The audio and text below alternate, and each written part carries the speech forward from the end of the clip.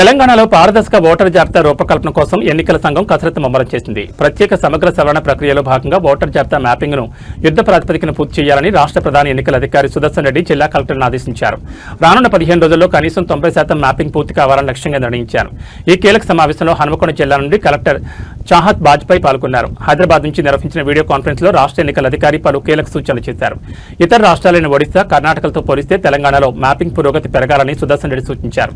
Station Ghanpur, Aswaraopeta వంటి నియోజకవర్గాలు ఇప్పటికే 80% పూర్తి చేసి ఆదర్శంగా నిలిచాయని పేర్కొన్నారు.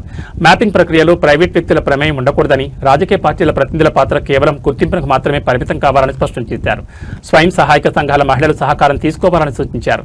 జిల్లా కలెక్టర్ చాహత్ బాజ్పాయ్ మాట్లాడుతూ హనుమకొండ పశ్చిమ నియోజకవర్గంలో 56%, పరకాలలో 80%కి పైగా మ్యాపింగ్ పూర్తయిందని తెలిపారు. BLOల పనితీరును నిరంతరం పర్యవేక్షిస్తున్నామని, తక్కువ పురోగతి ఉన్న ప్రాంతాలపై ప్రత్యేక దృష్టి సారించామని వివరించారు.